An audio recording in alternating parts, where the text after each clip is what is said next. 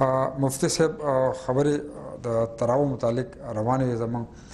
او بعض خلک ما داسې لیدلی دي چې فرض موضوع کې نو بیا تراو سایډ ته شي یا ځان لکه یا نه کوي بسې که نه نو مطلب حنفي شافعي یا مالکي امام چې شو نو مطلب دا دی چې کم پسې ښه دي یا مطلب دا دی که په هر یو پسې وکړو نو ښه دی مطلب څنګه چې ته فرض موضوع کې بیا تراو له بل ځای ته ځې نو په کار خو دا ده چې مکمل کړي که نه نو دې کې ست کم دغه په دې کې زمرد خان څلور مذاهب دي او څلور مذهبونه دې ته څلور یعنی فقها وایي یا څلور فقهي مذاهب دي مونږ چې کوم مذهب فالو کوو هغې ته حنفي مذهب وایي مونږ د امام اعظم ابو حنیفه رحمه الله په مذهب باندې یو بیا شافعي مذهب دی مالکي مذهب دی او حنبلي مذهب دی څلور وړه مذاهب دا څلور وړه مذاهب دا معتبر مذاهب تصور کیږي او دا څلور وړه مذاهب دا د سنتو په مطابق دي دا څلور وړه مذاهب حق دي او دا څلور وړه مذاهب صحیح دي نو یو حنفي په شافعي مالکي یا په حنبلي پسې یا حنبلي په نور دریو پسې یا مالکي په د نور دریو پسې کلموز کوي که تراویح کوي که وتر کوي هر شی پسې کیږي په دې کې شک کول هم ګناه ده ولې چې دا مجتهدین دي دا ائمه دي او دا ټول لکه چې یعنی مونږ خلک خو ساده غوندې دا ووایو که نه چې بس که چا امین په جا راوکړو نو بس دا لاړو کفر ته حالانکې هغه شی هم ثابت دی خو امام صاحب خپل یو رای ورکړی دی چې نه امین چونکې دعا ده چې په پټه باندې ووایو نو دا ښه خبره ده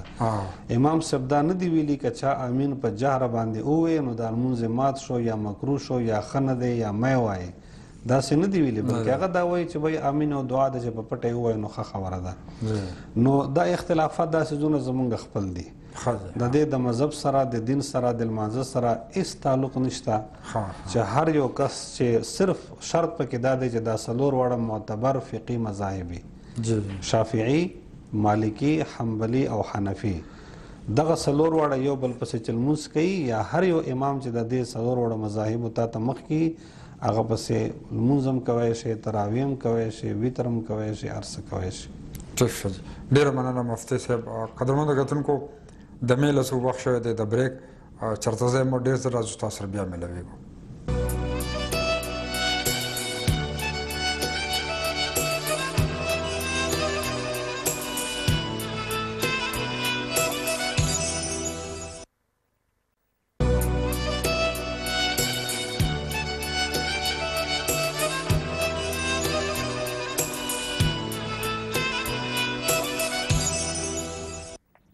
یا قدرمند کتونکو یو ځل بیا هرکلی به ما د یو لنډې شان د مینه وروستو تاسو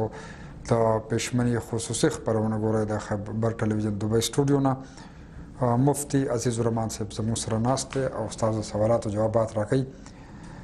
مفتي صاحب یو کس جومات ته راغی او د ماسخوتن د مازه ټایم کې 2 یا 3 رکعات فرض مونځ هغه نه لاړلو اوس دی چې دغه راګرځوي نو هلته تراویح شروع شي نو دی به څه کوي اول به مونځ پوره کوي بیا چې مونځ پوره کړي نو د ده به نور هم تراویح د 4 رکعاته شوي نو دې وخت کې به دی څه کوي دا مسله لکه ډېره زیاته پیښیږي خلک تپوس کوي خو د دې ډېر اسان حل دی اسان حل دا دی چې کله ته جومات ته راغلې او تا امام سره نیت وتاړه ته که 2 رکعتو نه پاتې که 3 نه پاتې که 4 نه پاتې چې کله امام سلام واړي نو ته به ښایسته اول د خپل لمونځ پوره کړې چې لمونځ دې پوره کړو نو فرضو پسې مونږ سنت کوو نو سنت مه کوه او د امام سره تراویح کې ځان شریک کړه نو تراویح امام سره مکملې وکړه اخره پورې هغه نه پس ته به امام وتر کوي نو امام سره وتر هم وکړه چې کله امام سره ته لمونځ پوره کړې د هغه نه پس ته چې کومې تراویح ته نه پاتې وکړه او 2 رکعته سنت وکړه خو دا شی لکه یعنی غلطه خبره دا ده چې عادت په نه جوړوي نه عادت نه لکه غلطه خبره دا ده چې ته فرض وکړې د فرضو نه پس ته بیا ته سنت کوې او بیا ته د امام سره لکه تراویح شروع کړې بیا چې امام کله وتر نیت وتړي نو بیا ته خپلې تراویح اول مکملې کوې نو د وترو نه پاتې شي نه نو هغه شی لکه خلک دا سوچ کوي یعنی هغه پوینټ پکې دا دی چې دا تراویح لکه ټولې د وترو نه اول کول ضروري دي خو دا خبره صحیح نه ده ته وتر اول وکړه تراویح وروسته وکړه یا ویتر په منځ کې وکړه تراویح نورې باقي وروسته وکړه لکه مثلا یو امام دی هغه 8 رکعاته کوي نو ته هغه سره 8 رکعاته وکړه بیا ویتر هغه سره وکړه چې کله هغه نه فارغ شي هغه نه پس ته بیا 12 رکعات تراویح نورې وکړه نو اول طریقه دا چې اول ته فرض پوره کړه چې کوم تا نه پاته دي هغې نه پس ته امام سره ودرېږه تراویح پوره کړه بیا د امام سره ویتر وکړه چې کله امام فارغ شو هغه لمونځ ختم شو د هغه نه پس ته چې تا نه کوم رکعتونه پاته یا تا نه سنت پاته هغه خپل وکړه نو تا به 100 رکعات تراویح پوره شي سنت به دې پوره شي ویتر به دې پوره شي. ښه مفتي صاحب د سهارې په فجر مانځه کې یو سړی دی لیټ شو راغی اوس جمع ودرېږي یا ودرېدله نو دی به دا سنت لمبې کوي او که نه هلته امام په فرض ولاړ دی نو دلته به د سنت لمبې کوي او که نصیب په فرضو پسې په جمع پسې به ودرېږي. د جمع لمانځه په باره کې نبی کریم صلی الله علیه وسلم فرمایي چې اذا اقیمت الصلاة فلا صلاة الا المکتوبه چې کله اقامت وشو او جمع ودرېده نو بیا هیڅ یو بل لمونځ نه کیږي نه ستا سنت کیږي او نه نفل کیږي او نه بل لمونځ کیږي نو چې کله ته راشې او جمع ودرېده یا جمع ولاړه ده نو سنت پاتې شو ته به جمع سره ودرېږي جمع به دی سره پوره کړي. بیا به تا کتلی چې جمهور ائمه یعنی دا درې وړه مذهبونه دا وایي چې کله ته فرض وکې نو د هغه نه پس ته د سحر سنت بیا 2 رکعاته ته وکړه خو امام صاحب دا وایي چې چونکې په دې وخت کې د طلوع فجر نه واخله تر لمر خاطو پورې په دې کې صرف 2 رکعاته سنت او 2 رکعاته فرض دي نو لمونځ په دغه ټایم کې نه جایز دی او نه کیږي. امام صاحب دا وایي چې داسې وکړه چې صبر وکړه چې کله غرمه وخیږي دا وخت تیر شي هغه نه پس 2 رکعاته سنت وکړه که کوې ښه خبره ده نفل دی نفل به دې وشي هغه کمی به ستا پوره شي که نه نو چې جومات ته راشې سنت به نه کوې او نه د سنتو اجازت شته البته که یو جومات دوره لوی دی دوره غټ دی چې امام مخکې ولاړ دی او ته رالې او ته بالکل آخر سر کې ودرېږې او د امام قرت هغه ته نه ډسټرب کوي نو بیا 2 رکعاته سنت زر وکړه او بیا لاړ شه جمع سره ځان شامل کا هغه کې فقها دا لیکي چې شرط پکې دا دی چې که 2 رکعات ته رسېدای شي خو اسانه خبره دا چې جمعه ته راغله جمع ولاړه ده بس هېڅ هم مه کوه جمع سره ځان شامل کړه. ښه د ویترو حوالې سره راته ووایه چې ویتر بعض جماعتونو کې مطلب دا چې 3 کې بعض جماعتونو کې داسې چې 2 یو ځای وکړي او بیا د هغې نه بعد یو رکعت آخر کې وکړي. ډېر خلک یې تراویح وکړي په پیش امام پسې او کله چې ویتر وخت راشي نو دی ته شاته لاړ شي ځان له یوازې ودرېږي نو دې هکله څه وایې؟ نو زما د علم په مطابق یا زه چې څوره مطلب د پوهېږم یا خلکو ته ما څوره ویلي دي چې ګوره یو امام پسې چې ستا فرض هم کیږي په یو امام پسې ستا تراویح هم کیږي په هغه امام پسې ستا ویتر ولې نه کیږي او دا 2 رکعاته او 1 رکعاته ویتر چې کوي دا هم د دې څه بنیاد شته په شریعت کې دا نه دی چې لکه دا د ځانه دا امام کوي امام صاحب رحمت الله علیه چې کوم زمونږ حنفي مذهب دی دا وایي چې ویتر 3 رکعاته دي او 3 رکعاته په یو سلام دي او نور جمهور ائمه دا وایي چې نه ویتر 2 رکعاته هغې ته شفع وایي او بیا پسې ویتر وایي 1 رکعت دی خبره ټوله یوه ده چې کوم امام پسې ته فرض کوي او ته تراویح کوي په هغه امام پسې ستا ویتر هم کیږي چې څنګه امام ویتر کوي هغه سه ویتر وکړه ستا ویتر پوره شو ستا ویتر وشو خو که چېرته زړه دې نه مني او ته وایې چې یاره خو 1 رکعت لمونځ نه دی یا فرض که زه حنفي یم یا نه کومه نو بیا دا خبره قطعا غلطه ده ناجایزه ده چې په هغه جومات کې په هغه حال کې ته ولاړې امام دغه ویتر کوي او ته دغه ویتر کوي او ته جمع سره نه شاملېږي دا بیا بالکل غلطه خبره ده بیا دا وکړه چې جومات نه ووځه ډېرې ته لاړ شه یا کور ته لاړ شه نو کور کې به 3 رکعات خو په جومات کې نه کیږي دا خبره بیا بالکل کلیر ده چې امام کوم لمونځ کوي نو ته به په امام پسې بیا نیت تړې رسول الله صلی فرمایي چې کله جمع ودرېږي یو سړی جمع ته مخکې شي نو هغه که فاسق دی که فاجر دی که هر څوک دی نو ته د جمع مخالفت تا ته جایز نه دی ته په هغه پسې لمونځ کوي دلته دا سړی چې ویتر پسې نه کوي دا ولې نه کوي یو خو د جمع مخالفت کوي دی بل چې هغه جمهور ائمه چې کوم مجتهدین دي د هغې چې کومه رایې ده هغې ته دی غلط وایي چې هغه غلط دي او زه چې دا کوم عمل کوم دا صحیح دی حالانکه دا خبره صحیح نه ده ته که په امام پسې ویتر کوي ټیک دی چې نه کوي زړه دې نه مني نو بیا ښایسته لاړ شه کور ته یا خپلې دیرې ته هلته دا ویتر وکړه ځان هلته وکړه دلته ستا وتر نه کېږي ولې چې امام پسې ته نیت ول نه تړې. جی ډېره مننه قدرمنده کتونکو. نعت ګورو او بیا راځو ستاسو سره به ملاوو. نعت تاسو وکتلو او زموږ پروګرام روان دی. مفتي صاحب ناست دی، هغوی ستاسو د سوالاتو جواب درکوي. مفتي صاحب بعض خلک دي چې هغوی جمع یعنې تراوله جومات ته نه ځي،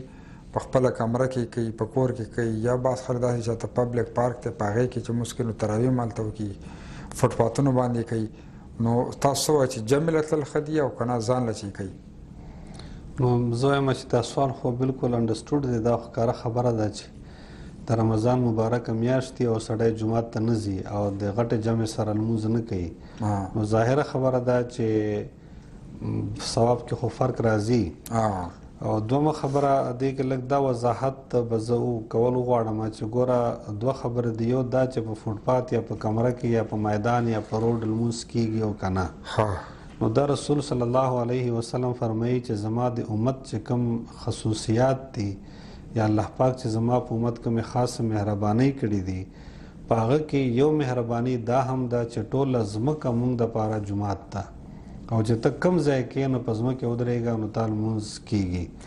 نو یو د لمانځه کول دي، تراویح په کمره کې هم کېږي، په حجره کې هم کېږي، په بیټک کې هم کېږي، په کور کې هم کېږي، په فوټپات هم کېږي، په روډ هم، هر ځای. یو دا دی چې ثواب د کم زیات دی. ثواب د هغه زیات دی چې ته جومات ته لاړ شې او هلته په جمع ته لمونځ وکړې. نو یو خو د جمع د لمانځه ثواب 26 ګونه یا 25 ګونه هغه تا ته میلاو شي، بیا د جمعاته چې کوم ثواب د 27 ګونه هغه تا ته میلاو شي. نو د روژې میاشت خو لکه پرون مونږ دا خبره وکړه چې د لوټ مار میاشت ده چې هر صورت د الله رحمتونه لوټلی شي، دا خو تا پورې دارومدار دی. او دا دی چې که یو علاقه کې جومات شته او هلته باقاعده جمع ده او باقاعده امام دی، نو بیا ښه خبره دا ده چې جومات ته د سړی ځي او هلته د لمونځ کوي. ولې چې د رسول الله صلی الله علیه وسلم په زمانې داسې خلک وو چې هغه به جومات ته نه راتله او کورو کې به لمونځونه کول. نو رسول الله صلی الله علیه وسلم فرمایل چې دا زړه مې غواړي چې لاړ شم او د دې خلکو کورونه وسېځم چې دا جومات ته نه راځي. او البته یو داسې حالت، یو داسې ځای چې هلته تا سره جومات نشته او یا جومات تا نه دوره لرې دی او تا سره ګاډی نشته، سواري نشته، ترانسپورټ نشته، نو بیا عذر دی، بیا لکه سړی ګنهګار نه دی. سهولیات یې نو پکار ده، سهولت یې سره نږدې جومات نو بیا تک پکار دی. ها مفتي صاحب، دا رمضان لکه اوله عشره ده، دویمه عشره ده، درېیمه عشره ده، د دې اهمیت لومبنۍ عشرې د دې اهمیت راته ووایه. دا اوس دویمه روانه ده، دویمه عشرې د اخري عشرې څه اهمیت دی او مطلب دا چې کومې دعاګانې کوم عبادت پکې زیات دی، نو دې باندې لږ دا وښیي. په اصل کې که وګورئ د رمضان المبارک مکمله میاشت، د دې هر یو لمحه، د دې هر یو منټ، د دې هر یو سکند، د دې هر یو غنټه دا ډېره قیمتي ده.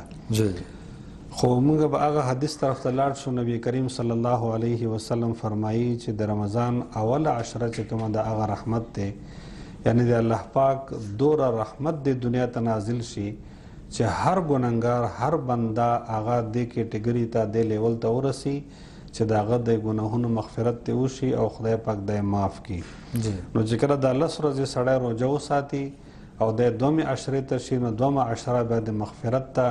نو هغه کې پښتو نقل دی چې وایي لمدو خاورو دپاره لږ اوبه کافي. نو چونکې د اول 10 ورځې هغه دوره کار کړی، د الله پاک دوره رحمت په هغه راغلی چې د دومې کې بیا د د ګناهونو مغفرت بالکل په لایه باندې، په اسانه باندې کېږي.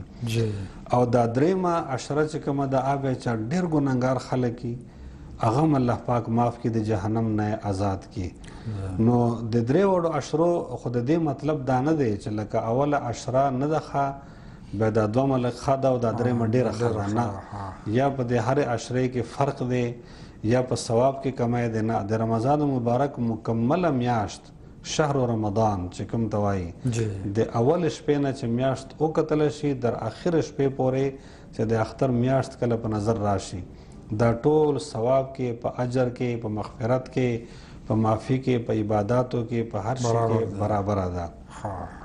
او سړي ته پکار ده چې هر څومره سړی د الله رحمتونه لوټلی شي، نو خدای پاک دا وایي چې ما خزانو کې کمای نشته، خو تا په دغه کې به کمای، په لوټلو کې به کمای، تا په اخیستو کې به کمای. جی نو دا دی چې یو غنیمت دی، یو فرصت دی، په ژوندو باندې راغلی ده او خدای پاک دې موږ ته عمر راکړي چې مخکې کال ته بیا هم دا سعادت موږ ته نصیب شي چې کوم خلک مړه دي ګوره دا کال د دې نعمت نه محرومه دي. پاتې